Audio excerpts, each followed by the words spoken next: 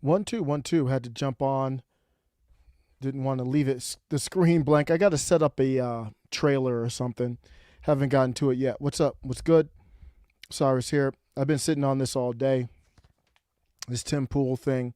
It's bigger than Tim Pool. It's more than just Tim Pool. I'm going to talk about that as well. But I am a big Tim Pool. I don't even know what do you call it. I'm a follower of Tim Pool. I just hate using the word fan. I don't know. I'm just being petty. What's good? It's not that I don't mind the word. It's just I don't know. I don't think it's the word. I listen to Tim Pool a lot, and I respect Tim Pool. So I want to say that I can say that very strongly that I respect Tim Pool, and a lot of people have their different feelings about it. But really, this topic that I'm going to talk about right now, the main part of this topic is that had nothing to do with whether you agree with Tim Pool or not. So you don't have to be a Tim Pool fan to hopefully to respect where I'm going to be going with this. I'm going to talk about that in a second. What's up? Thanks for stopping by late night. I'm in Mountain Time, 11:30 p.m. But grateful that this is the chance. This is the opportunity I got. I had to do chores today. My kid played soccer, so there was a good day. He got a hat trick. I think he technically he's only 5, so I'm not really like looking to the score, just looking for him to have fun, interact with his team.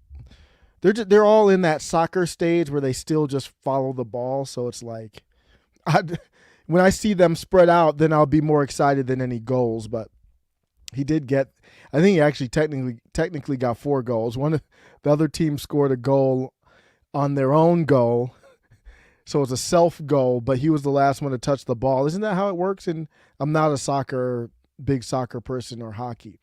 I believe it's the last person on the other team that touched it. Bishop, what's up? Friend of the show. Yeah, we're going to get into Tim Pool. That's the only topic. I'm going to touch on Elon. I'm going to touch on some other people, but the main theme of what I want to talk about today is going to be Tim Pool. As you might know, you probably already know what happened today. I'll get into those details. Yeah, it was tough, man, because I couldn't get time to. I had a small window to kind of sneak down and get my thoughts out earlier in the day, like really almost right after he tweeted it. If he had tweeted it a half an hour earlier, I would have been able to go live, but it's all good. You can't always get it. I like to get the thoughts out like right when it's fresh. Because the news cycle goes so fast. Like I've been watching the Black Lives Matter stuff going on.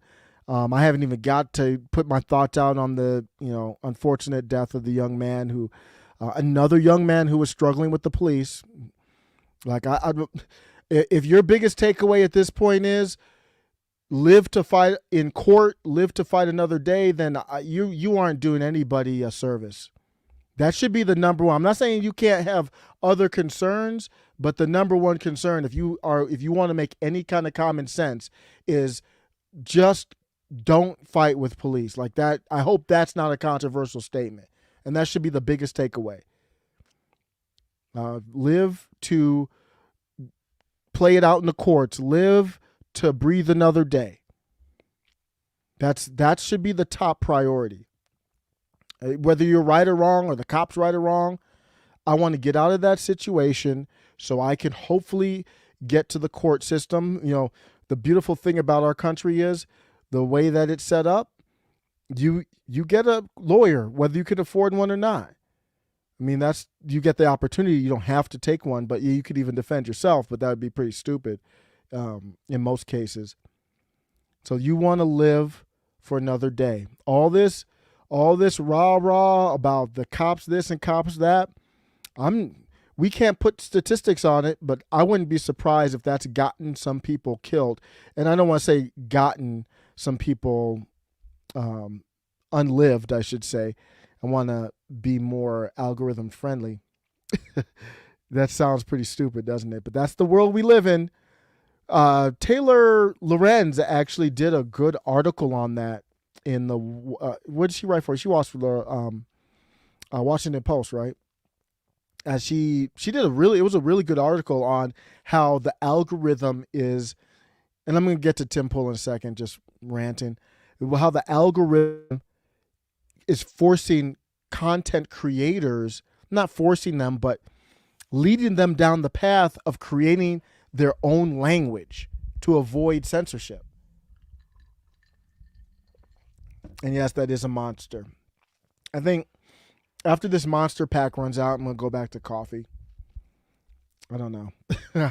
I'm in a bad place, but yeah, I think it's forcing people to make adjustments, and we're pretty crazy times.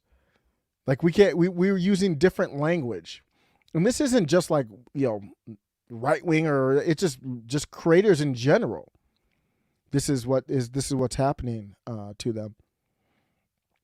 What's good? The more fear is emphasized. Yeah, when we put fear and we make people afraid, and I think that's why Tim Pool kind of presented it in this way, because he didn't want to. He wanted to make the smart decision, but he just wanted to make sure that people knew that fear was not going to rule. Tim Pool, if you did not hear earlier today, was supposed to do a show in Nashville. I was looking forward to hearing how it went. I don't think it was going to be, streamed or anything like that, but he was going to do a show with John Rich, I believe, in Nashville. I'm not familiar with John Rich, but he was just on the show. It was a great episode. I mean, it's just weird saying great episode. Like every episode's great of Timcast IRL to me, but they were supposed to do a show, and he had to cancel it. Why did Tim Pool have to cancel the show, you might say? He said bad news. Due to a credible threat, and we could call it an unlive threat, against him, the show at Red Neck Riviera has been canceled. He said, I said F him, but I was warned other people could get hurt, and we can't risk other people's safety. This is a risk versus reward situation. That's what life is. That's what I'm doing right now. I'm doing risk versus reward right now. The reward is I'm doing a monster, so I might still sound sleepy, but I'll be a little bit less sleepy. I've gone back and listened to my videos, and there's a little bit of difference. Maybe it's just mental, but that's a risk. And what's in this thing? Not good. But I'm doing a risk versus reward. And Tim Pool had a much more serious decision to make, and it was an obvious choice. This is one show. You got to make smart decisions, and Tim Pool did that. And he's a measured person, is the impression I get from watching him very often. He said the threat was compounded by intel suggesting an attempt was actually being made. I'm curious as to where that intel came from. I don't know what that means when he says intel. So somebody, I don't know if it's law enforcement, I don't know who. Intel is a strong statement. And I don't think it would come from him, obviously. So it had to come from somebody else. And I don't know who. So he followed up with that to say, hey, this is not just some on a whim type of stuff. It was a serious threat. I tweeted, the Overton window has shifted so wildly that a lefty skateboard dude with milquetoast political takes has his life threatened at public events because he doesn't bow to the woke mob. That's what's happening here. Tim Pool, if you don't know, I listen to Tim Pool a lot, so I'm not going to be shifted off my opinion here. He is a lefty skateboard dude. Now, nobody is ever 100% on one side or another. Like on some things, you might think I'm a lefty. I'm for universal basic income. I am for that. You might say I'm a socialist on that issue, but on other issues, probably not. So nobody's one thing 100% of the time. But overall, he's a lefty. He would even admit that. He's a lefty libertarian. That's what he is. He's principled. He's extremely bright. This is not a normal dude. This is not a knock on Tim Pool. I'm a huge Tim Pool. You see super follower there. They were clowning me on Twitter because I had the super follower thing on there, man. I just want to, I don't do super chats for Tim. So I treat it like, okay, I'm just going to give him some money on, I already subscribed to his website, so I could just do more there, but that'd probably be better. But just doing a little bit on Twitter. But people clown me because I'm a super follower. No problem. I know it looks goofy. I'm a boomer. I don't care. I'm not really a boomer, but effectively I'm a boomer. So he's a lefty skateboard dude. And the Overton window, if you're not familiar, how would you describe the Overton window? Is like, what I would say in layman terms, it would be, how do you describe if somebody's on the left or right of the political spectrum? You know, that's where you're looking at.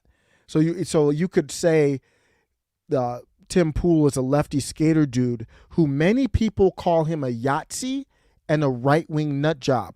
Like, take a look at Joe Rogan. Joe Rogan is somebody who said, if Michelle Obama runs, he said something to the effect of, I would like that, or I would vote for her, or something to that effect. He was bigging her up. He's the one they call a right-wing nut job. The window shifts so far left that the movie Aladdin triggers them. That is not a joke. That is for real. The Overton window shifts so far left. If you say, maybe you shouldn't talk about sex to kindergartners, you are a bigot. That's the Overton window. So this dude right here is a lefty skateboard dude with milquetoast political takes. And that's not a diss. But he always, he's known to, well, I can look on this side, I can look on that side. I do the same thing. I'm not dissing him. But what I'm saying is he's not some, he's not like some radical right-wing person who's just wild on all stuff. I mean, he's not like a Nick Fwentez, who I respect Nick Fwentez a lot. But he's not like that. And Nick Fwentez isn't even really that radical, to be honest with you. Bryson Gray is way more radical. Well, in a way, he's similar to Nick Fwentez. But I would say in certain topics, like the topic of LGBTQ, somebody like Bryson Gray is more radical. Oh, Tim Pool's nowhere near that. So somebody like that has his life threatened. Now, I don't know who threatened the life. Who's doing the swatting and all that. It could be an ex-girlfriend. And some people said it could be Tim Pool. Yeah, who knows? That doesn't make any sense, though. Do you really think he would risk his whole empire to do a death threat against himself? Stop it. So anything's possible, but that don't make any sense, that theory. So who knows what's doing it? But I have some other people to bring up, and they all have something in common. So excuse me if I am going under the assumption that it's a threat to silence him. All of the puzzle pieces around that one are filling in. So I kind of know what that piece looks like is what I'm trying to get at. I could be wrong. I'm not going to lie about that. Tim Pool talked about it on his live. He did about a 20-minute, it was 25 minutes on Twitter, but the music part of it was about 20 minutes where he was actually playing little concert just to make up for it. He went to John Rich's house, which this dude John Rich is a baller, got a house in Nashville overlooking the city. You'll see the view here, pretty crazy, has a stage in his house. But Tim Pool was explaining a little bit of what happened here. I think there is a capo around here. All right, I think I'm going to wrap it up. We got a capo. All right, ladies and gentlemen. Take a look at Nashville, ladies and gentlemen. Thanks for hanging out. They try to get us down. They try to stop the show, but we'll find a way. And, I was saying earlier that we were going to play out in Nashville downtown, but some real creepy stuff happened. We'll keep some of the details under wraps for security reasons, but basically there was some information that led people to believe, the authorities, that people had been preparing for something, which is it's new to me. But there was also some direct threats made, and as much as I can say, screw them, I'll go and do it anyway, nobody else wants to. Everybody else is really worried. So other people can get hurt. I can't put people at risk, but we'll play. We'll jam. We'll hang out. So he's being the bigger man there, and I think he's playing a little bit of the political game of I want to show some strength, and I have no problem with that, but he's making the right decision. Let me go through some comments just to acknowledge people, because I know people got to come in and go out. I hate kind of missing the vibe of what people are saying here. Rampart, thanks for stopping by, says Tim gets millions of views and is swinging voters away from the Democrats. He is one of many threats to the Dems. Yeah, and that makes me wonder. L, if you don't want to teach 5-year-olds about doing stuff, then you're a phobe is probably most accurate. Yep, you're a bigot at this point. Left libertarian is accurate to decide. Thank you for other people who listen to Tim might be able to critique my critique or description of him. Left libertarian is accurate to describe Tim. In my opinion, he only seems conservative because the Democrats are often left field clown town. Yep. And he's based in reality and truth. That is the more than the left or right of the scale. That's where he's based. So when he invites people to a show, it's interesting that most of the people that don't have a problem having a debate or a discussion based in reality seem to be the non-bootlegging left. I will give Vosh credit. He was on with Charlie Kirk. I will give Destiny credit. I'll give Jen Perlman credit. Kim Iverson credit. They are people who are not, right-wing or, they're not exactly conservative or anything like that. Definitely not MAGA. But they have discussions based on truth. So they have no problem, no fear going on that show. Tells you a lot. Not many people on the left go on that show. Tells you a lot. Thanks for the comments. Rampart says CIA, FBI preparing for the midterms by having their fringe lunatics threaten critics of the Democrats. I'm seeing it. It's fair to ask these questions. I'm a musician. If I were given that kind of opportunity, almost nothing could stand in my way. But seriously, props to Tim. He certainly wasn't doing this to protect himself, only to protect others. I agree. And, Tim has other success. So that does play a role, obviously. If this gig was a big gig, like say this was him going on Rogan.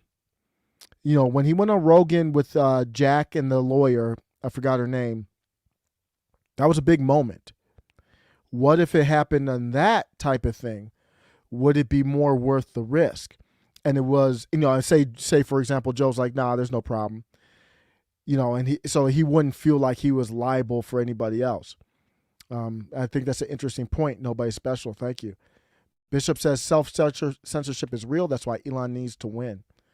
Yep, I'm going to bring Elon into this. Thank you, Bishop. You see exactly where I'm going with this. A crypto ape said correct because they're scared. Their narrative is crumbling before their eyes. They feel like they have to attack anyone or anything that disagrees with them, even slightly, to silence it. A wild animal backed into a corner is unpredictable, as are wild humans. Yeah, we're nothing more than animals. Somebody said, 5150 Midwest said, I bet it's someone the FBI was surveilling. And that came up with the New York subway. And basically almost anyone that has some type of domestic, type of terrorism type of thing, a lot of it comes up with the FBI. We had them on the watch.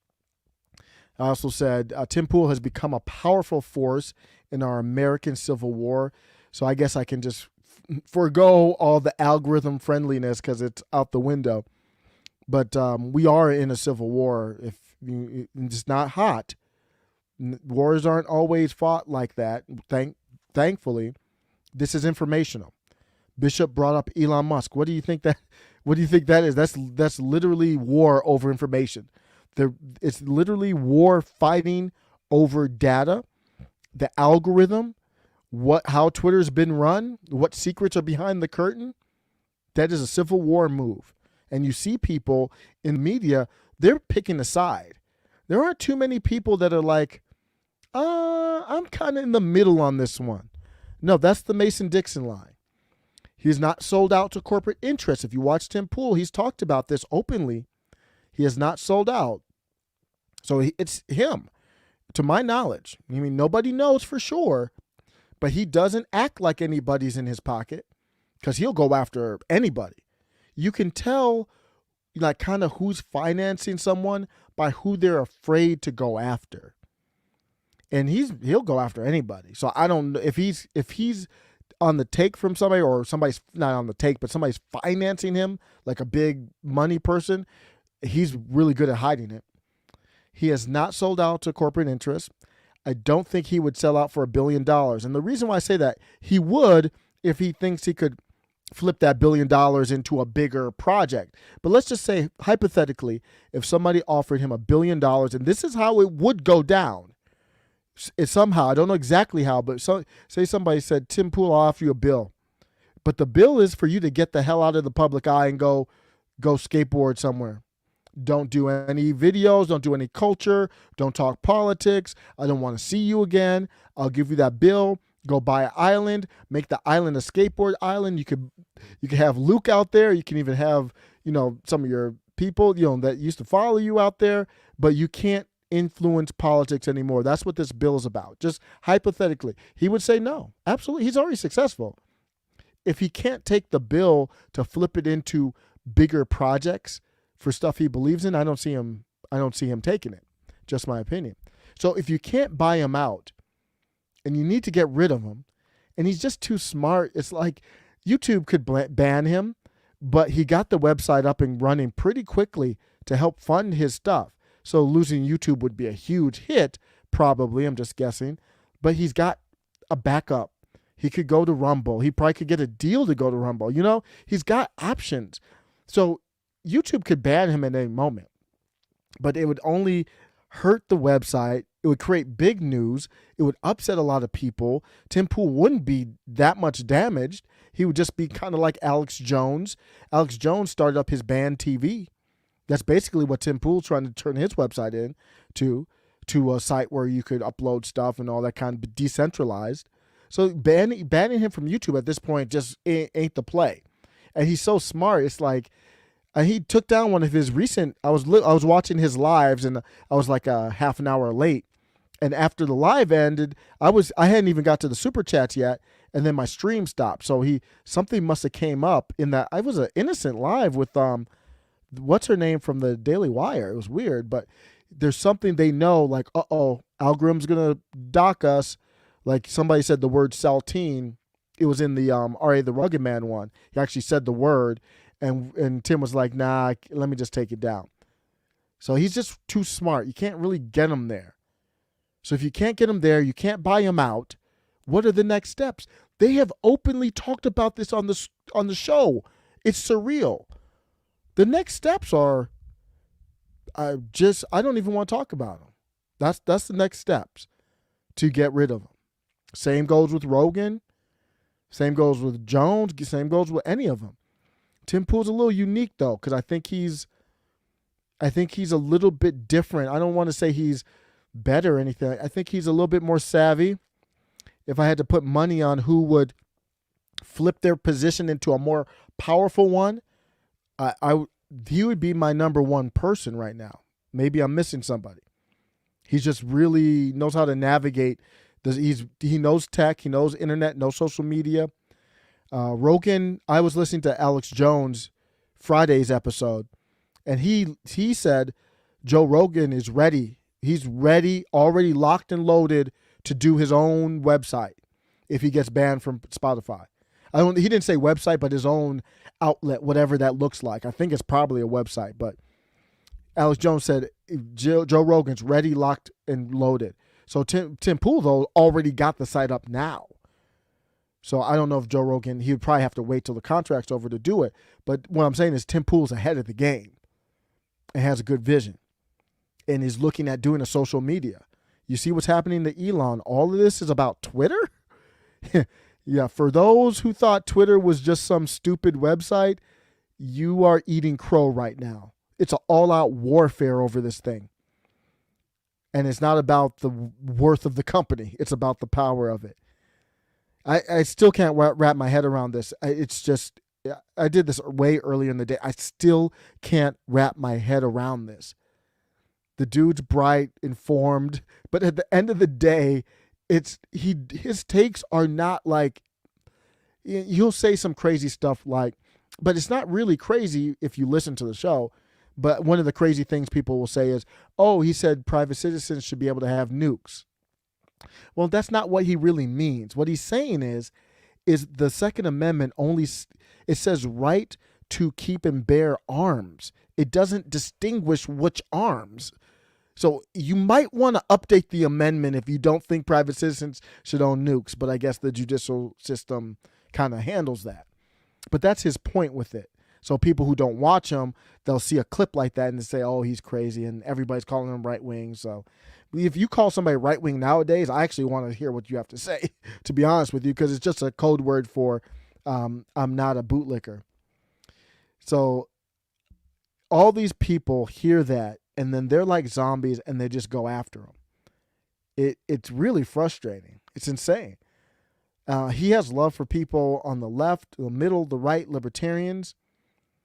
And now he can't show up in a bar in Nashville and what it wasn't even like he was going to the bar in Nashville and there was a title to a speech like, I don't know, whatever triggers people, like traditional family values triggers people now, literally. Alan West kind of triggered people with that. But it was him to play his old folk music on his guitar. I think it's just him, Ian, and John Rich or whoever playing their folk music.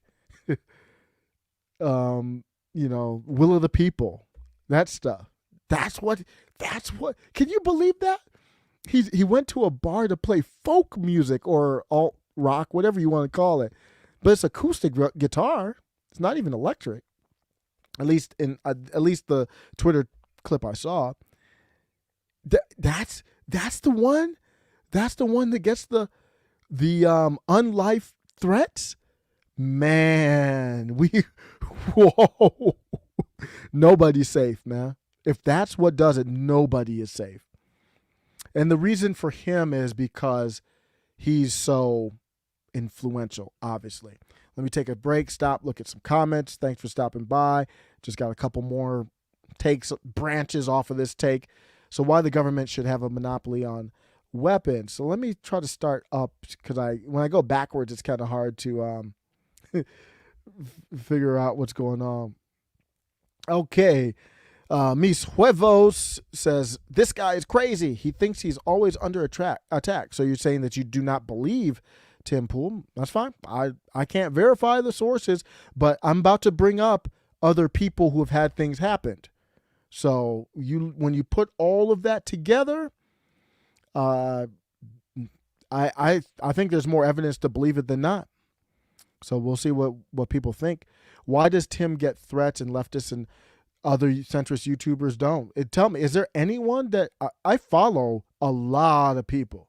So I don't know everything, obviously, but I follow the left, the right, the libertarian, like the main ones. I've never heard any of them have any issues, thankfully, but it does make you wonder why. That's a question I need to know. In my opinion, it's worth asking. Bishop says, the right continues to shift left gradually over time. A Clinton Democrat is considered right-wing today. Meanwhile, the Republicans of the same era barely exist. Yeah, I mean, one of the famous parts is Obama's position on gay marriage in 2012, or when Obama was running, I forget what year. He didn't support same-sex marriage. And he was a Democrat at the time. He still is, but he was considered, left. And now that's a right wing. That would be a far right. That's way right of Tim Pool. And just for the record, I am for same-sex marriage. I understand the religious aspect to it, but at some point, when you look at it from the government standpoint, whether you call it a civil union or a marriage, from the government standpoint, it doesn't make any difference to me. 20, Kevron says he's not even right-wing, but everybody acts as if he is once. He does not follow the media narrative. That's the key. That's where our divide is right now. Tim is growing on you? Good. I kind of got into Tim after the pandemic, and I got right in. Like, I was like eyes open. I like people who are based on truth and facts, and he tries to fact check in real time, at least as well as they can. Good stuff. I got into Tim, one of the first big shows. I didn't even know who Michael Malice was. And then I hadn't watched Alex Jones in a while. So he had that show with him, the epic one that he had to do twice because the first one got taken down. It was him. I think it was just him, Alex Jones, and Michael Malice. And I had no idea who Michael Malice was at that time, man. Michael, I wish I could go back and watch myself listening to Michael Malice for the first time, just being like, whoa, that dude is amazing. L says the Vosh and Charlie Kirk convo and Timcast IRO is one of the best I've heard. They had more in common in terms of viewpoints than I anticipated. It was excellent. Perfect example of why they want, in my opinion, some people want to get rid of him. You put Charlie Kirk next to Vosh and they actually have a good conversation. That's powerful. That's more powerful than anybody in DC. It's more powerful than anybody on mainstream media. I mean, you saw CNN Plus put 100 mil. CNN Plus put 100 mil. CNN put 100 mil in CNN Plus. Spotify put 100 mil in Joe Rogan. Who got the better return on investment? And it's not an accident. Joe Rogan got attacked. Tim Pool gets attacked as well. So they don't really talk about Tim Pool in the mainstream media. I've never heard his name mentioned, but Joe Rogan does get mentioned. Thanks for the super chat. Matthew Phillips says, I first saw Tim on Rogan versus Dorsey and his lawyer. I remember the day he realized the right to keep and bear arms is important. A random guy went on his property and police told him to get a gun. I saw that. I went back. So when I first found out about, thank you, Matthew Phillips. I don't know why I can't show that column on the screen, but I appreciate it. When I first started listening to Tim Pool, I went back to, no, it was a little bit after, because when I found out he was into guns. And I'm like, man, it's a skater dude. It's like, okay, how did he get into that? So I looked at some previous videos, and I saw that video under his old style where he was actually live. I think he was live, and the person came to his crib, and the police came. He called the police on air.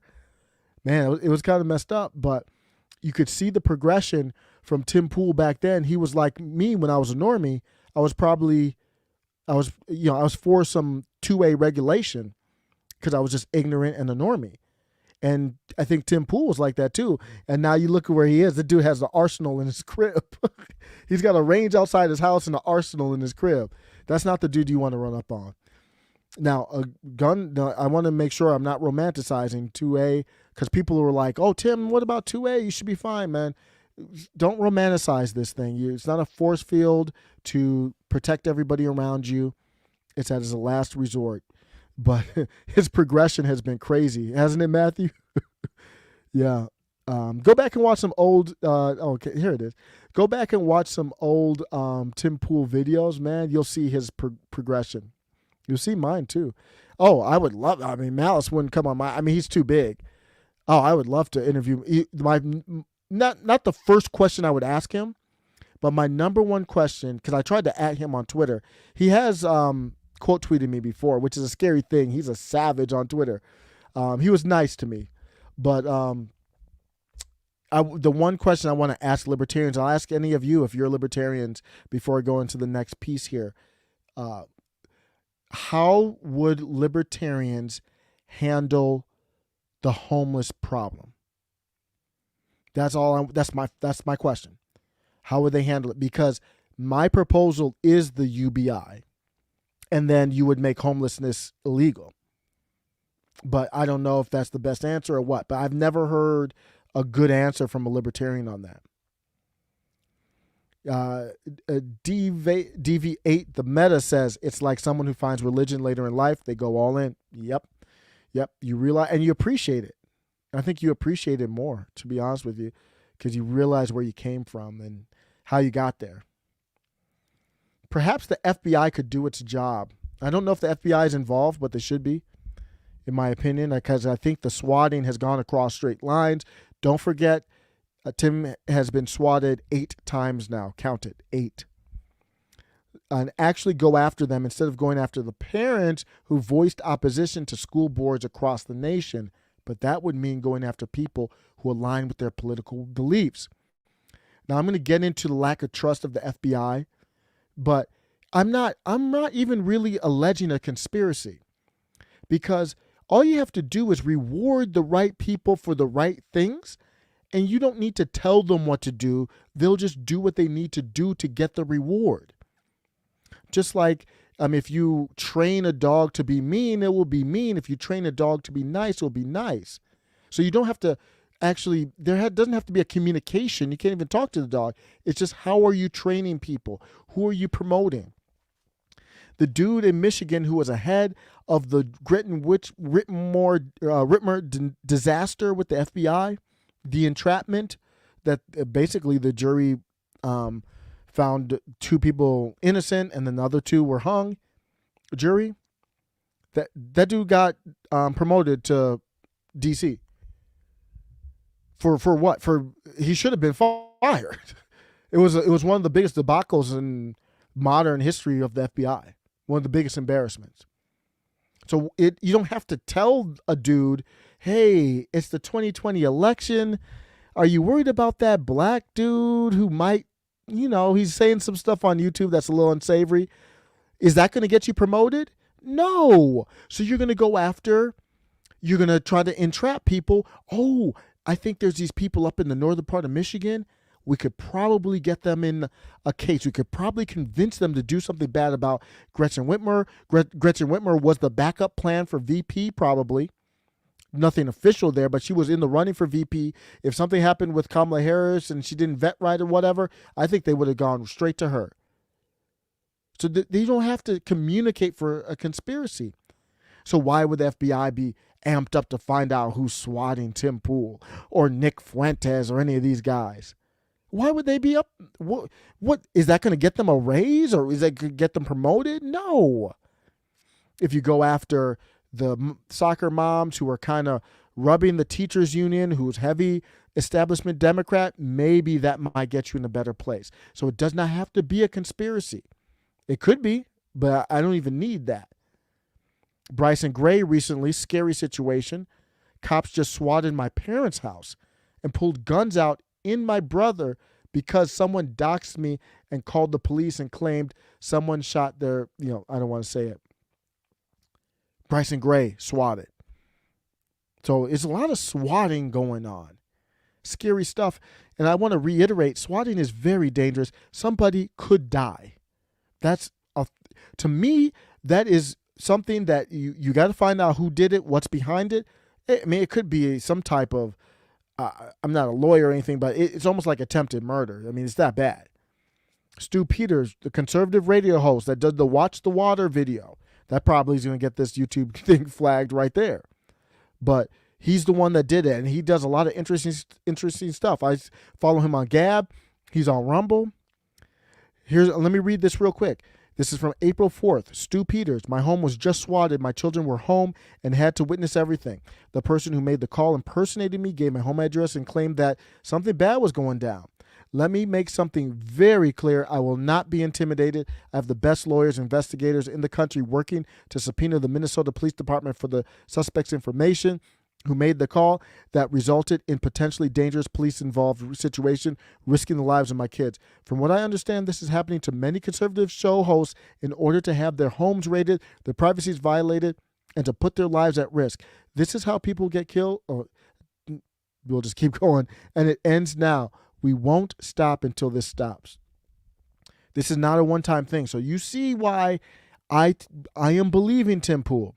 Tim Pool's bigger than Bryson. Well, in certain aspects, Bryson Gray is always obviously in hip hop. Bryson Gray was actually named in the J6 committee, so maybe I shouldn't say Tim Pool's, up there, more than Bryson Gray. But I'm kind of surprised Tim Pool wasn't labeled in that. But Bryson Gray was in that. Stu Peters has been chased off of platforms and He's on Rumble right now, making a big stir on there with who he's interviewing and what they're talking about. And this is a pattern. We're seeing a pattern. Nick Fwentez, Jaden McNeil, the same thing is happening to them. Okay, we're back. Yeah, I just got swatted for the first time. My mom came down. She was freaking out about it. So I heard Jaden also got swatted at the same time. So, yeah, I don't know if you heard him, but my mom was knocking on the door of my office. And I think it happened at Jaden's first, and then it happened over here. I feel bad for Jaden. He was texting me. He's like, they had their guns drawn. They're all ready to shoot me. And I'm like, really? I'm like, because they just talked to me for like 5 minutes, and they said, hey, we know you. And they were like, I didn't know if he meant like he knows me, like he knows who I am, or like he looked me up. I don't know if he meant like he knew who I was previously. But I was like, yeah, we're cool, we're good. So anyway, so I didn't have any guns pointed at me, thank God. I don't know how I'd handle that. I don't like having guns pointed at me, but they were like, yeah, we got a call that said that you shot your girlfriend. I'm like, that story doesn't make any sense. I don't have a fucking girlfriend. I'm like, there is nothing funnier than someone saying, so I don't know if it's just his shtick or if it's real, but if you follow Nick, you know he purports himself to be an incel. So if you go up to him and be like, well, I heard that your girlfriend, he'd probably be like, don't you know who I am? And that's his thing. I mean, I'm not saying it's bad or not. I'm saying you have to agree or not. Obviously, you shouldn't be getting swatted. I'm like, that story is completely implausible, and you know that because you know that I am an incel. That doesn't even make any sense. That doesn't even make one bit of sense. No yellow shorts. Now I have my jeans on. Thank God. Yeah. So that's Nick Fwentez there. So did that happen? Did you? He's a low key funny dude, man. He's very entertaining in his own way. So I appreciate about him. So why do I lose this lack of trust? Let's look at this New York subway dude. At this point in the Kyle Rittenhouse story, New York Times had published a 20-paragraph piece about his social media and support for Trump. Drew Holden says, I'm not holding my breath for a similar look at the NYC subway shooter, whose racist tirades NYT merely calls overtly concerned with race. We're dealing with life or death here, like some of the craziest, ugliest crimes. If somebody is willing to play with life or death, whether it's the pandemic, whether it's climate change, whether it's domestic terrorism, you can't trust them with anything. Nothing. Jack Posobiec says, so let me get this straight. The FBI let the NYC subway shooter off the hook. It was in 2019. So they could go frame some guys up in the woods in Michigan. That's what happened. That's basically what happened. Jack Posobiec, I wanted to play this tweet from him. This video from him. He just says what I want to say so much better.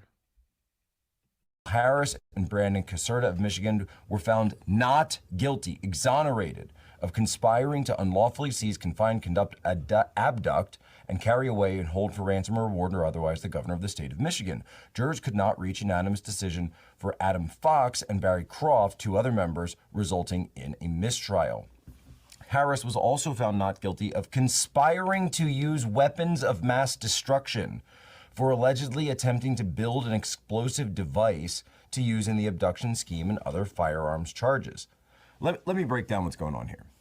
15 years ago, 20 years ago, maybe even 10 years ago, a federal agent's, especially, by the way, an FBI agent's testimony at a trial was considered the gold standard.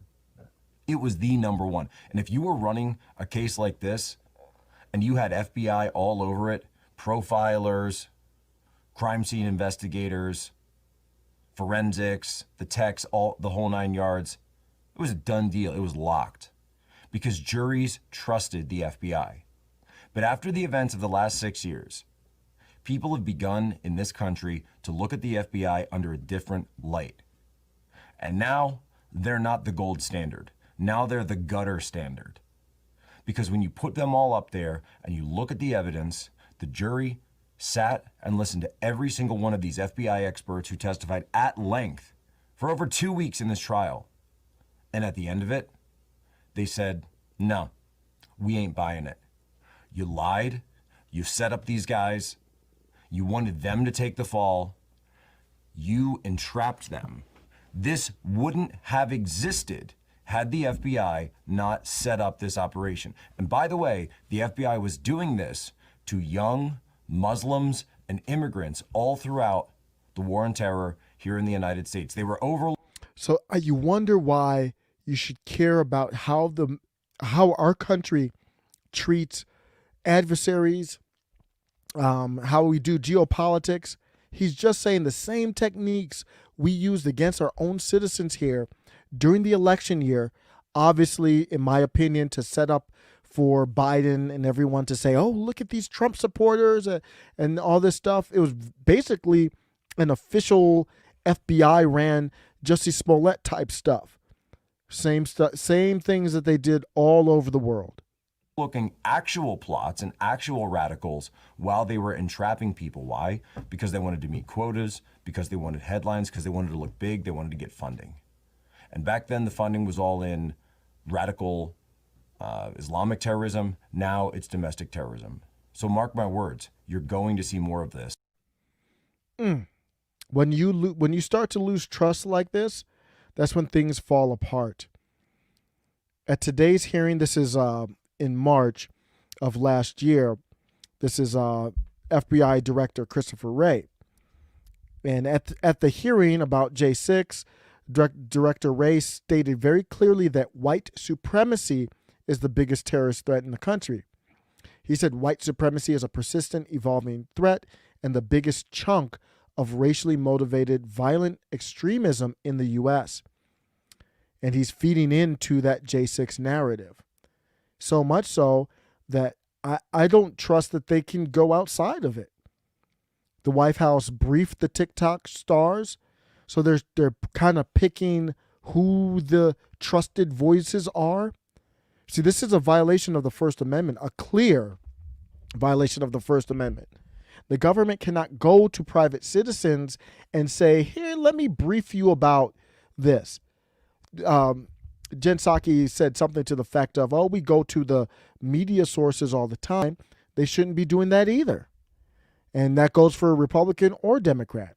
But going to private citizen TikTok stars is a troubling thing in so many different ways. It says a signal to who they don't go to. So they didn't go to Tim Pool. So what does that signal mean? They didn't go to any conservative TikTok stars. Why is that? What message does that send?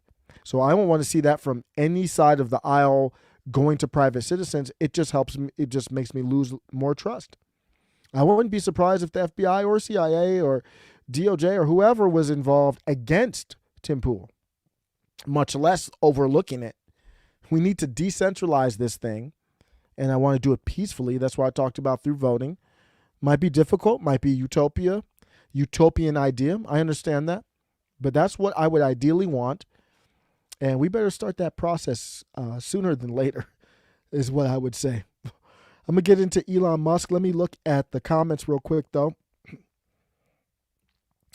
Didn't Ray also say Hunter's laptop was, yeah. I believe, I have to look up the quote, but I believe, I don't know if it was disinfo or misinfo or which one that was used. Bishop said, everything is such a mess with American Western countries in general. How in the hell does all this get reconciled? I couldn't imagine. There might be things that happen that I couldn't imagine. Elon Musk is, in my opinion, making moves to try and he wants to protect his companies. Again, don't get me wrong, but I think he does have a principled approach of, I don't think I can do what I need to do to get to Mars and to do what's right for humanity without addressing this. So it could take billionaires who agree to get on board for this situation. My take is a divorce. It has to. We need a national divorce, and that will be a good start. Now, we could get a national divorce, and the side of the country that I'm with, I might think it more aligns with me, but you would still have an FBI and all that kind of stuff probably, and they would have to earn trust, and they might be as corrupt as they are now. But my take is a national divorce is number one. And if you if you hang in or go to my clips channel, if you can't stay, I do have a clip from Marjorie Taylor Greene. I want to end on a positive note. My positive note is ending on Marjorie Taylor Greene talking about a national divorce. I want to cry. That's my no, but I don't know why. If it made me feel positive to hear a representative tackle that topic respectfully and in a way that isn't like right-wing nut job. She basically in the clip even said, you probably might have seen the episode, she was like, hey, if we have the divorce, you might be able to get your utopian of communism. We just can't do that with the Constitution. So she wasn't even knocking she was like, hey, if we get the divorce, your country, or really she was talking about decentralization, your state can do socialism, and my state wouldn't, and we'd be good. It was really good. So I want to end on that.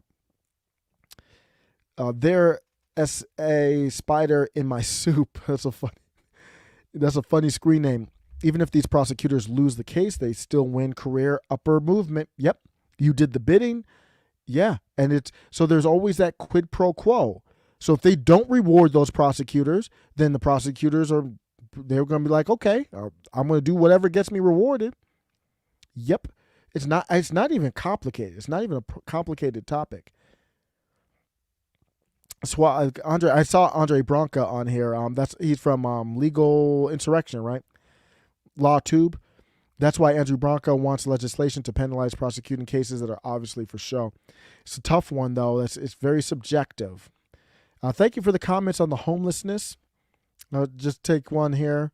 I would say it's up to the community to handle homelessness. The individual or community, if done right, can figure out how to help people in need without large-scale government. I think the answer definitely isn't government. That's for damn sure. I think it's private industries.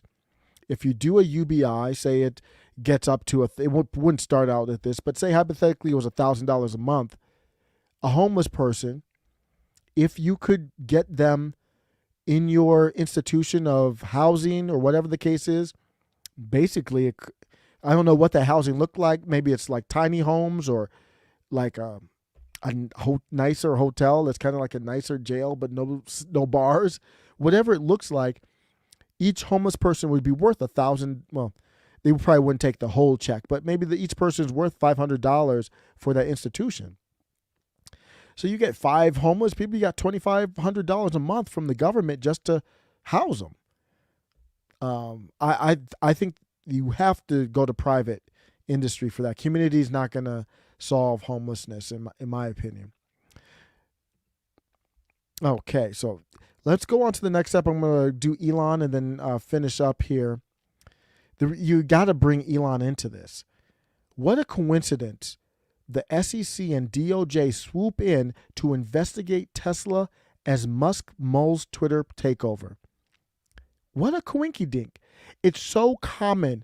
The lack of trust with these alphabet agencies is so common. This article starts with, here's a story that should shock absolutely no one.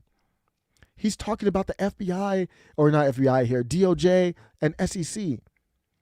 After Thursday's surprise announcement by Elon Musk that he was offering to buy Twitter's stock and barrel for a cool $43 billion, now there's news that the Securities and Exchange Commission and the Department of Justice are opening an investigation into both Tesla and Elon Musk, including how he acquired his controlling stake in Twitter. Wow. What timing on that? Gasparino elaborated on the investigation on Neil Cavuto's Your World. Musk is under investigation. He explained a joint investigation by the DOJ and the SEC over lots of stuff, including some of the stuff involving how he went about accumulating his shares on Twitter and how he disclosed that, whether he properly disclosed his intentions, which was obviously a full takeover.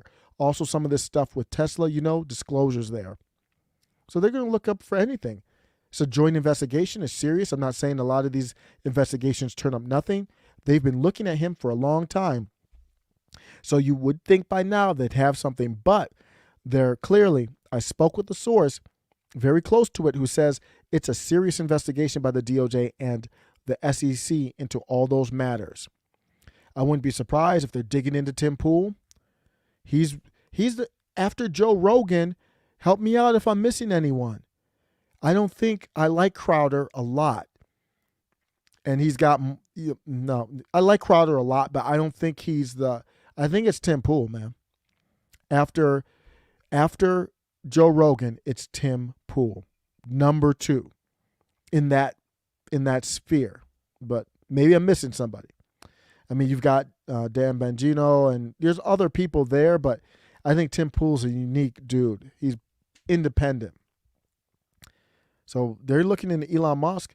The number one threat to Elon Musk, I've said this on record, on videos. I think I even talked to Warren Redlick about it, and I know we've tweeted about it. The number one threat, and he agrees, the number one threat to Tesla and all of his properties is all governments of the world, but the U.S. government, his own government. And I think he knew, I'm going to have to meet this head on.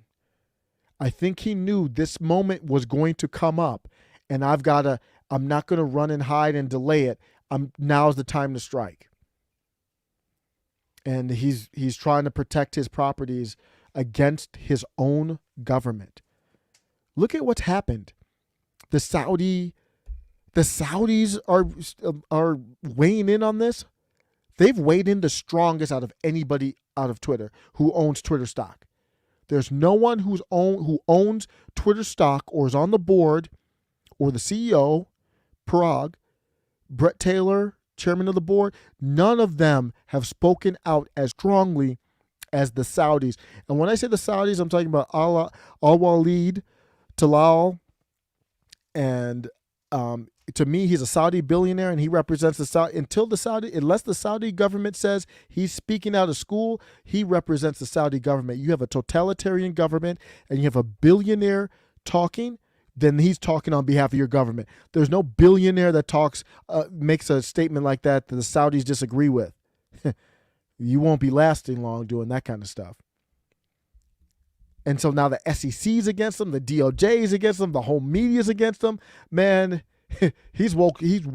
BlackRock and Vanguard, but I think mostly BlackRock has trended every single day that I go on Twitter since Elon made this move. Every single day, at least one time a day, I go on there and see BlackRock trending. I bet you I go on there right now and I see now. That's crazy. No.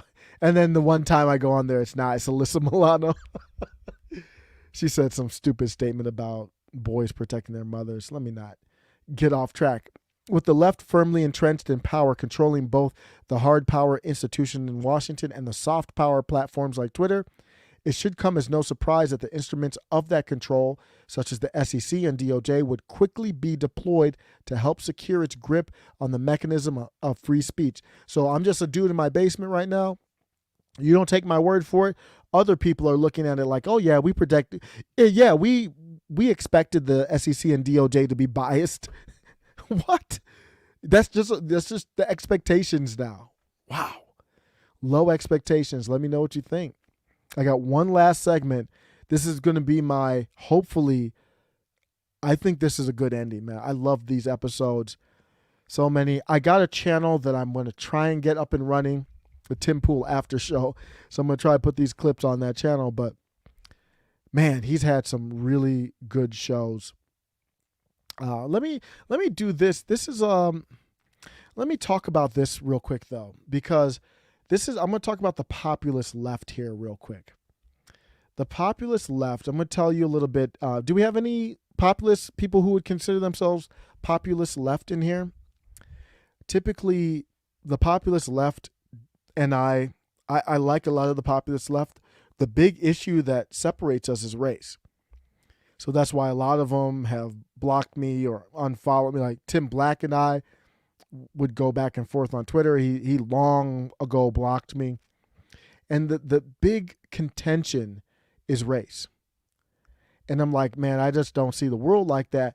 They see the world like that. Let me say that. And it's hard to get them out of that. But the reason I'm bringing them up is I wish that they were in this fight with us. And some of them are. I mean, there are some really good ones out there. But I'm going to play this clip and let me know if you think this is based or not. I'm going to play just some of this clip here. And this is Sabrina Savalti. She goes by Sabs.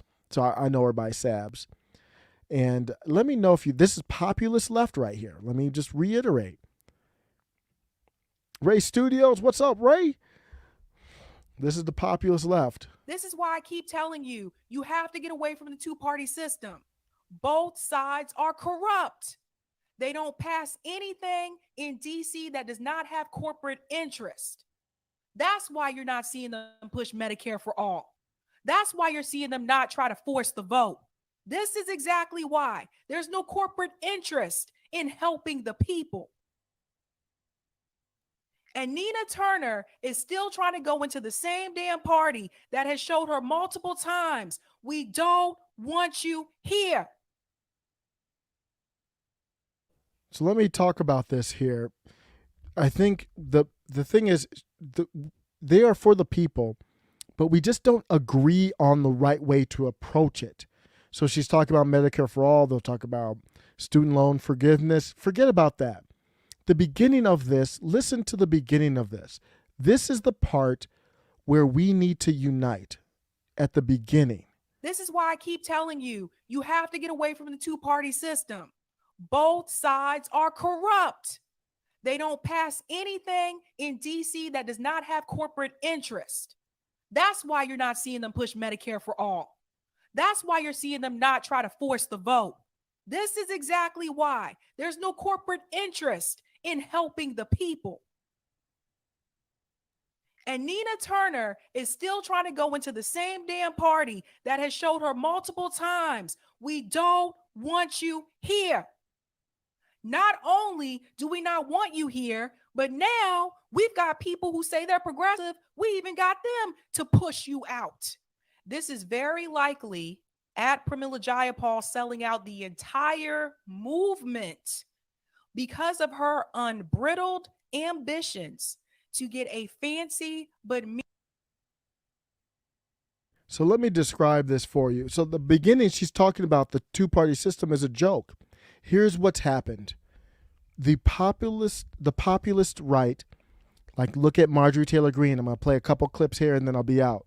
Marjorie Taylor Greene and Donald Trump, Steve Bannon, they took over the GOP. Now, they're still a minority. There's not really many America First candidates in DC right now, but you've got a couple that are America First friendly, and I think they're pretty legit. And you see people making moves. Mitch McConnell had to say, hey, if Trump runs, even though Mitch McConnell hates Trump, he still has to say, if Trump runs, I'm getting behind him. Because the momentum is with that populist right. On the left, they just have fakes and phonies, period. And I'm not going to play this part, but that's what she was going to go into here. Nina Turner's running in my hometown district. I'm not living there right now, but in Ohio. And she's running again. So she ran again in the special runoff election last year. It was just 9 months ago that Alexandria Ocasio-Cortez, I'm going to get to a point here, Alexandria Ocasio-Cortez endorsed Nina Turner. Nina Turner is like a black younger Bernie Sanders. So forget about the ideology. People think she's a real populist on the left. 9 months ago, AOC endorsed her. Now the Progressive Caucus in Congress, they all endorsed the person who beat her, Shontel Brown. Shontel Brown is a Jim Clyburn and Hillary Clinton corporatist. So the people, it would be like this. It would be like Lauren Boebert in DC in an America First caucus endorsing, I don't know who's a corporate, endorsing Adam Kinzinger over Marjorie Taylor Greene. So I'm trying to, if you don't follow the populist, it would be that crazy. So my point is, the populist left there are no threat to DC. What they did is they put the fake populists in there. That's why I'm kind of worried about Dr. Oz and such, because I don't want fake populists in there. They really mess things up. So people think they have populists in DC on the left, like AOC and Jamal Bowman and Rashida Tlaib and Ilhan Omar and Ayanna Pressley, all of them. Some people even think Pramila Jayapal is a progressive, and she's not. She's a corporatist. But that's the point. They have them in there. They're fakes and phonies. They don't have one in there. Maybe Katie Porter. That's it. Katie Porter's kind of fire. But other than that, they don't have, and they never rise up.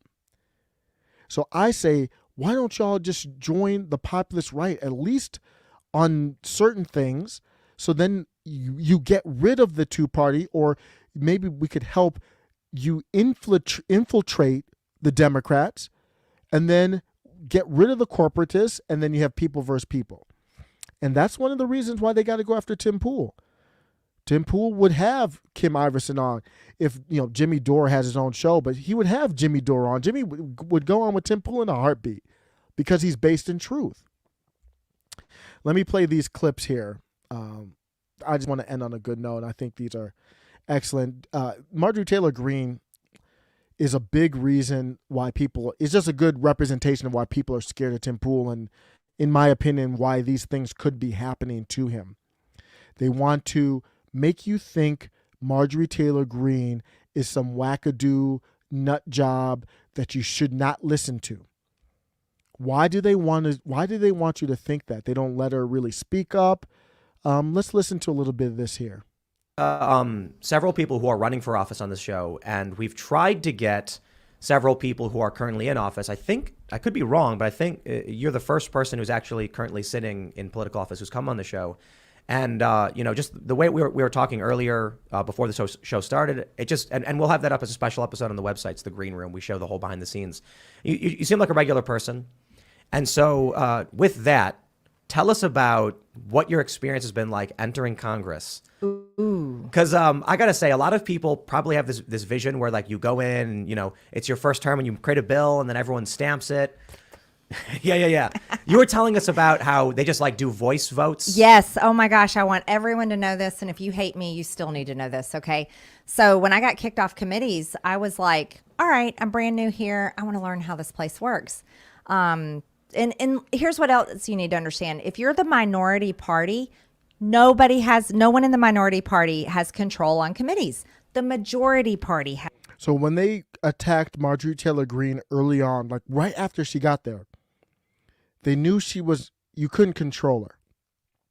They didn't want her on these committees because anything that wasn't confidential, she would leak it. She would say, hey, these committees are, whoa, do you know what they're doing in these committees? So they put all this stuff together and said, oh, the Facebook stuff and the 17th letter stuff and all that. All of that stuff was old. I'm not saying she's perfect. I've criticized her. But they went on a campaign to discredit her, getting her off, even though she was in the minority party. Because if she knows too much information, she will spill it. That, in my opinion, that's why. And she's spilling the information she has here. But this is on C-SPAN. I've known this. But a lot of people didn't know this. And Tim Pool gives a platform to Peter Navarro, Steve Bannon, Marjorie Taylor Greene, Thomas Massey, introducing these people to an audience. Tim Pool's got left people listening to him.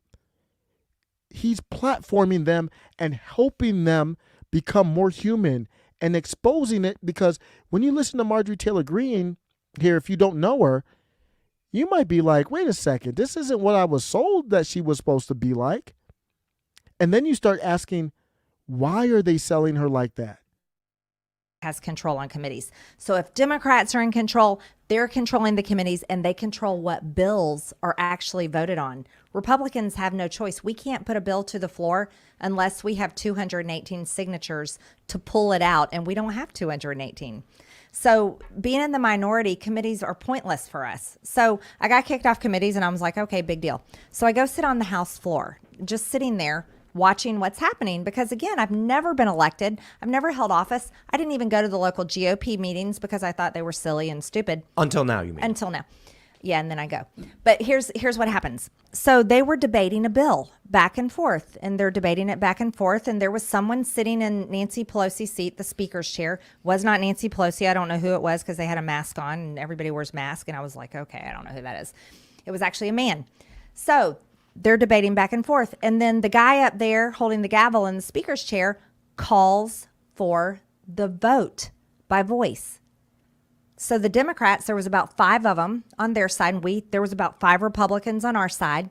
The Democrats, it's their bill, so they're like, yay, and they're saying, yay, they want to vote for it. The Republicans on our side, they're used to getting defeated at this point because we're into February, and they go, nay, without enthusiasm. And then all of a sudden, the guy up there, Speaker Mask Face, he gavels it in. The bill has passed. And I was like, I'm sitting there holding my voting card in my hand, and I'm like, I didn't vote. And I was so confused. So I call one of the Republican floor staffers, and I'm like, what just happened? And he goes, ma'am, that's how we pass bills. The bill just passed. And I was like, I said, what are you talking about? There's 435 members of Congress. There's like 10 people that said yay and nay. I didn't even vote. I didn't say anything. There's a machine. So here's what we have. On every other row, there's a little machine. It looks like a credit card machine. And I have an ID card. It looks like a driver's license. As a member of Congress, you put it in there, and there's 3 buttons you can push. You can push green for yes, red for no, and then there's a yellow one that's for present. I don't know why you need present, but whatever. So I didn't get to vote. No one else voted. It was not recorded. So here's what I found out. Most of the bills in Congress are passed with a voice vote, meaning millions and millions and billions of American taxpayer dollars are passed that way. Remember when they had like that little the wagon they came. So this is what she's exposing. You see why they hate Tim Pool. Carried the 5,000 pages in on? Do you remember that? What Oh, was Lord that? have What was mercy, that bill? no one read? The omnibus. Yeah. That was the omnibus bill that they passed. They literally, I was looking for the video for it. I couldn't find it. They literally had to put it in a wheelbarrow. It's just stacks of paper. And this is a bill that they changed and revised, and they only had a few hours to look at the revisions of. You know, I would say pretty much most everybody didn't read everything in that bill. So Tim Pool is platforming somebody that, does she sound like a whack job to you? Now, I know for a fact what she's saying is true because I've seen it on C-SPAN. Back in the day, I used to play 2K in like 2000, circa the year 2000, 2004, 2005. And I would, in the background, I would just have C-SPAN because it was just kind of, dry stuff, and I didn't want to be distracted while I was dunking on people. But I would see it. And I remember the first time I saw it, I was like, wait, what happened? You see it all the time on go to C-SPAN. You'll see them do the floor vote, and it is literally just like, it'll just say yay, nay. And I was like, wait, what? Who? I didn't. And sometimes the nays will sound louder than the yays, and they would still do the yays, but you can force a vote. So you can actually say, hey, I don't think the nays were lower than the yays. And later, I'm not going to play this clip, but later Marjorie Taylor Greene talks about where she said, wait a second, I want to tally. And then everybody had to start showing up and tallying, and everybody on the red and the blue team started hating her because they started making she started making them do work and then putting their name to a vote. They like this, the verbal vote, because you don't have to put your name to it. If you do have to do a roll call, I think they call it, then you have to literally put your name to each vote, and you can be held accountable for that. I'm going to end on this clip. I love this clip so much. When I talk about national divorce, she just says it so beautifully. and I think in a positive manner, in a patriotic way, as ironic as oxymoron-ish as that sounds. These tropes that the people want a down-to-earth, funny guy to be, the president or the leader, and you end up with a Trump. And I'm like, I'm wondering if the people would just accept politicians who are like, once I get in, I'm gonna vote to shut it all down. That's all I'll do. You get your money back, you figure out what you want to do with it, and then we're gonna shut down all these departments across the board. They want a plan. They want to dream. They want to close their eyes and see the world that you're envisioning. I think some people do. Some people do But, want that. Yeah, I mean, I think to be honest, that's someone I would vote for. Now, maybe I'm a niche voter here, but one thing I really appreciate about both of you is that you're actually talking about reducing the size and scope of government and terminating some of these agencies. And interestingly enough, whenever someone who's conservative tries to do that and tries to go back to the way things were as a conservative is supposed to, they're called an extremist. All the establishment conservative is supposed to do is either A, try to maintain the size of the government and maintain the institutions which were all set up by big government leftists in years prior. And the moment... Remember, Marjorie Taylor Greene has a bill out there to abolish the ATF.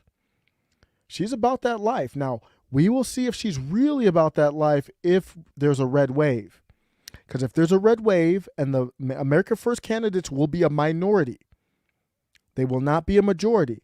Let me tell you what happened on the left. So we have to look at what happened on the left, because I'm in the middle, but I align way more. If I had to choose like Marjorie Taylor Greene versus, there is no real populist left, but let's say Katie Porter. I like them both, but I would align more probably with Marjorie Taylor Greene. But what happened to the left is when they had a chance to vote collectively to stop the corporatists from doing legislation, they have never done it yet. They literally have not passed one thing that the populist left really cares about. Minimum wage, canceling student loans. They haven't even fought for it. And Medicare for all. Forget about Medicare for all. They didn't even close. They couldn't even get 15-minute. I'm not saying I'm for these things. I'm just saying when that red wave comes, if we have an election, that's a topic for another time. But hopefully we have an election, and when that red wave comes, we need to start seeing Marjorie Taylor Greene aligning with that America. I think it's the America First caucus, and they need to be in full out disagreement with the corporate Republicans. If they're not, then we've got fakes and phonies in the House. Anyone tries to do more than that and reduce the size and scope of government, they're an extremist. Can I explain the feedback mechanism that causes that to happen in Congress? Please do. So you get selected for committees based on, it's almost like a beauty pageant. And the lobbyists are the judges. Wow. And the lobbyists who have their interests in front of those committees. And so you have to get cheerleaders on K Street who want you to be on that committee and oversee their stuff. So you're already self-selected for perpetuating their things. So that's why on the Armed Services Committee, even when Republicans get in charge, they're not likely to repeal the vaccine mandate because they are doing, in large part, what the generals do. When I was on the Science Committee, NASA, the people at NASA write those bills and send them over and say, this is what we want. And the congressmen are so busy and can't understand most of it. They rubber stamp it and it rolls through, and maybe some of it goes to their district. And because they were chosen to be on that committee because they have something in their district that committee funds, and it's important to their constituents, so that once they get on, they want to keep funding it. How do we solve this? National divorce. Yeah, but that always will result in a civil war. It shouldn't. It doesn't have to. So just like a married couple that Let's decides go. Man, this clip gets me so pumped. I put the big in it because I want to lead. I don't want to just start with the part that gets me pumped. Man, listen to this. I hope she's really about that life and I don't look like a fool in a couple years. But I really think she has she is one of the most promising politicians I have seen in a long time. A lot of potential. national divorce. Yeah, but that always will result in a civil war. It shouldn't. It doesn't have to. So just like a married couple that decides that, we can no longer be married, this is not working, they resolve the situation in a court, right? They don't actually go to war or they shouldn't. try to kill each other. Maybe some of them do. I don't know. But they dissolve it. They dissolve their marriage in a court. And so essentially, really what national divorce should look like is it should go back to how our nation is founded, where state rights were far more important than the federal government. And the federal government's role should be reduced down to a very small role, and state rights should be so strong. And so that, you know, if you want to live in a state where everyone has to be vaccinated, everyone has to wear 3 masks, at least 3, maybe 4, and then you want to have a more communist style state government. And CRT's taught in the schools. CRT, absolutely. And all of these radical things are what we call. I can't let this clip go. It's so good. So this is the person that they're calling a hate. What name have you not heard her called? She just said, if we decentralize, you can have CRT. You can have your communist state. You can have your 5 masks. You can put a needle in your neck if you want to. Does that sound like hate to you? And who platformed her? Now, I hear her all the time on Steve Bannon and everywhere else, but everybody doesn't hear her over there. Everybody doesn't listen to the War Room. Tim Pool is a unique platform. Joe Rogan hasn't had her on. Whose platform, who has given Marjorie Taylor Greene a bigger platform than Tim Pool? Give it to me. No one. No one has. Long form. I want to hear this again. I'm sorry. I got to hear it again. It's just too good.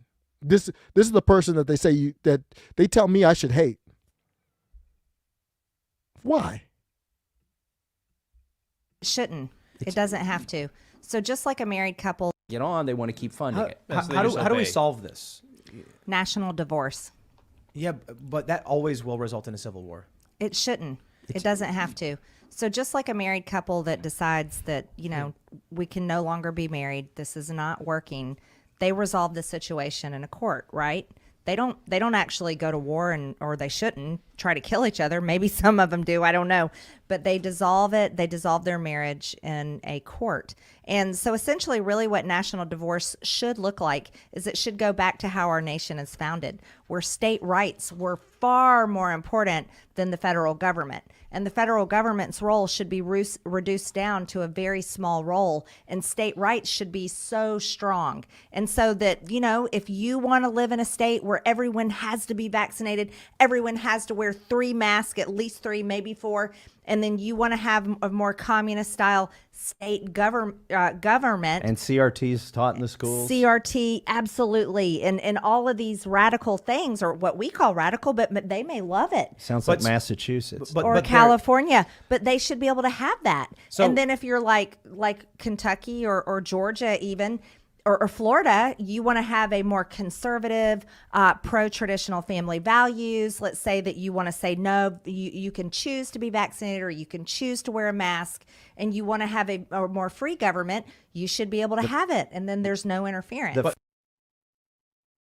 I just wanted to end on that. Thanks for stopping by. Let me go through the comments here.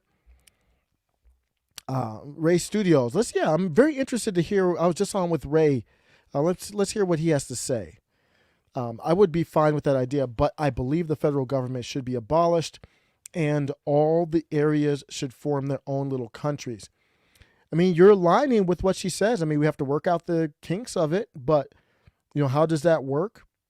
I mean, I know everybody runs to Eric July. If you listen to Eric July, when we get to the topic, he's for decentralization and it pisses him off, but it's a real concern. Because people say, well, what about China? He says, China. Because he's making fun of people who always say that. But that is one of the first things people will say, well, what's our national defense? And I really don't know the logistics of how that would work. But I think we could figure something out. I would still want all of the states to be friendly. Like, can we have a friendly divorce where we got to protect each other in some way? So that's what I would say. Because if we're all individual countries, would we all have our own armies? That's kind of, maybe you could, just like the National Guard. And then if some beef pops off, we all align together. I don't know. I have to think through that a little bit more. But I think you align with her, Ray. MTG is not as crazy as I was led to believe. No, not even close. And then when you come to that conclusion, then you're like, wait a second. Then why are they lying? Because these are smart people, way smarter than me. So they know, they heard her. They know she's not crazy. So why are they lying? Yeah, you come to your own conclusion. She sounds like Malice in some way. On that one, yeah. That's why you see Malice. Malice is not a right dude. He's a libertarian. He's an anarchist, ANCAP, but he aligns more with her. So that's why you see the libertarians kind of going with the Mises Caucus kind of going right, because what Marjorie Taylor Greene said there, I mean, Eric July would probably clap at that. He hates politicians. We have to see if she's really about that life, though. But that seems sincere to me. I mean, she thought about that. What other politicians have you heard? I don't think I've ever heard a politician talk about our national divorce in that detail. I listen to a lot of politicians. I don't think I've ever heard a politician talk about it in that way. She obviously thought these through. That's why a lot of them won't go on long form podcasts. They haven't thought through these ideas. So they don't even know how to they usually have just their talking, like Marco Rubio. He's straight talking points. He couldn't go on with Tim Pool, because Tim Pool would ask him about, hey, what about the stuff in the water that turns the frog to a different preference? And Marco Rubio would be like, I don't know what to say. He's this talking point dude. Dan Crenshaw was supposed to be on with Tim Pool, and I was looking forward to that. And guess who was going to be there? Luke Rukowski is really the one that grills these people. Dan Crenshaw was supposed to be there with Luke Rukowski, and then Dan called and was like, I got a vote to go to. He's never rescheduled. That dude, he does do his own podcast, but he didn't want those problems with like a real discussion, though. Interesting views she has. Absolutely. I would highly recommend her speech. If you have not heard her response to the State of the Union address, it was complete fire. If I could play it on here, I would. I really don't even think I could play it on here, because I would have to vet it to bleep some stuff out. If you have not heard Marjorie Taylor Greene's response to the State of the Union address, I would go listen to that. It was unbelievable. It was complete fire. She's the real leader of MAGA. She is the real leader of the populist right. Donald Trump can't have any conversation like Marjorie Taylor Greene does. He's just the face. Crenshaw's a rhino. Yep. That's that dude, man. I am such a big Luke fan, man. He's just so authentic, and he talks about all these dark topics, but I feel good after listening to his show. Like if you go to We Are Change, and I'm a subscriber to him too on his website, but if you go to his YouTube channel, We Are Change, I believe is what it's called. He's talking about all this stuff, and he gets into even, way better stuff. Like, he just rattles topic after topic. It's really good how he does that. And I feel great after, I don't feel let down after it, man. So Luke is great, man. Like that dude. He looks like Putin, though. Isn't that kind of, Luke Rudkowski looks just like Putin. Like every time I see Putin with a certain angle, I'm like, oh, that looked just like Luke. Oh my goodness. I'm just going back to see what I've missed here. Let's see. SJ Burner 3. Thanks for the stream. I would love to speak with you one-on-one. Absolutely. The best way to hit me up is Twitter. My email is it's really hard for me to keep up with it. So if you just search me on Twitter, DM me. That's probably the best way. Discord. We have a Discord channel too. Discord's probably the best way too if you want to hit me up.